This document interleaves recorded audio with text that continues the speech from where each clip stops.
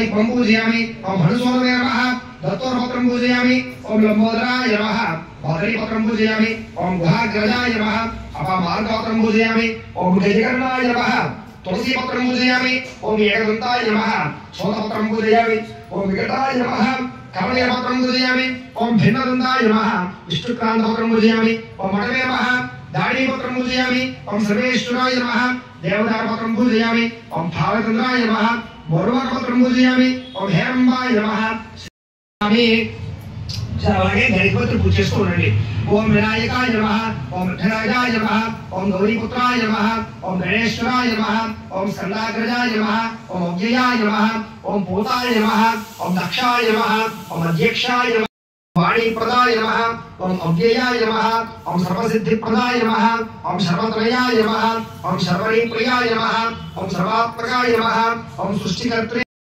సాయంకాలం ప్రదోషకాలంలో చేయమని చెప్పారు. కానీ ఆ రకంగా మనం చేసుకోవచ్చు చాలా ఓపిక.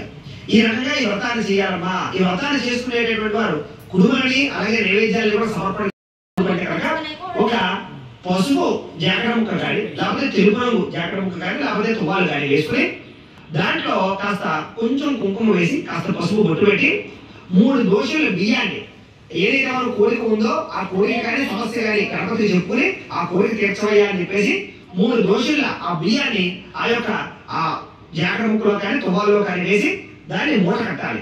మూట కట్టి అది గణపతి దగ్గర పెట్టి కాస్త దానికి ధూపం వేయాలి. వేసి సాయంకాలం వల్ల మూట విప్పి ఆ మూటలో ఉన్నటువంటి 3 దోశల యొక్క బియ్యాన్ని కూడా రోగగా చేసి దానితోటి ఉండ్రాళ్ళు తయారు చేసి దాన్ని నైవేద్యం పెట్టాలి.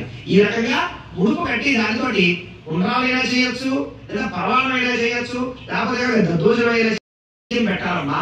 ఈ రకంగా ఎవరైతే ఈ యొక్క సంకష్టాల చతుర్థి వ్రతాన్ని చేస్తారో వాళ్ళ కోరికలని నేను తీరుస్తాను అని చెప్పేసి సంకష్టాల వ్రతం యొక్క విశేషాలంతటి కూడా తెలియజేశారట. ఆ విధంగా పార్వతీ అమ్మవారు సంకష్టాల గణపతి వ్రతాన్ని చేసి పరమేశ్వరుని నాలుగుగా పొందింది అని చెప్పారు. చాలా బాగుందండి. ఇంకా ఎవరెవరి వ్రతాన్ని ఆచరించారో చెప్పండి అని అడుగుతున్నారు తిరుమలందరూ కూడా. చెబుతారా ఎవరండి? ఒకనొక సమయంలో రావణాసురుడు మళ్ళా తిరిగి లంక ఎలా చేరుకుంటారో ఆలోచించేటటువంటి సమయంలో సంకష్టాల వ్రతం చేస్తే కనుక ఈ కష్టం దొరుకుతుంది అని చెప్పారు. అప్పుడు రావణాసురుడు వారి నుంచి బయటపడడానికి సంకష్టాల చతుర్థి వ్రతం చేయ సీతామ్మవారి యొక్క జాడ కనపడలేదుట. ఏమిటి నాకు ఈసారి సీతామ్మవారి జాడ ఎలా కనపడుతుంది, ఈ విధంగా ఎలా దొరుకుతుంది అని ఆలోచించుకున్న సమయంలో సంకష్టాల గణపతి వ్రతాన్ని చేశాడు. పోయినప్పుడు దమయంతి దేవి కూడా ఈ యొక్క తన భర్త అది ఎక్కడ ఉన్నాడో జాడ తెలియక చాలా ఇబ్బంది పడుతూ ఉండేటటువంటి సమయంలో పుట్టింటిలో చక్కగా ఈ సంకష్టాల వ్రతాన్ని చేస్తే తన యొక్క భర్త తిరిగి వస్తాడు అని చెప్పడంతో సంకష్టాల వ్రతాన్ని చేసింది. చేయడంతో తిరిగి మళ్ళీ తన భర్త తనకి కలిసి ఆనందంగా కాలక్షేపం చేశారట. చేత భర్తలు దూరం అయింది. ఆ తర్వాత మళ్ళా తిరిగి గౌతముడు పొందింది. ఈ రకంగా గొప్ప గొప్ప వాళ్ళందరూ కూడా ఈ వ్రతాన్ని చేసి తిరిగి మళ్ళా ఆ యుద్ధంలో నచ్చి తిరిగి మళ్ళీ రాజ్యాన్ని పొందాడయ్యా. అంత విశేషం ఈ సంఘ గొప్పవాడు, చాలా సత్య పరాక్రమవంతుడు.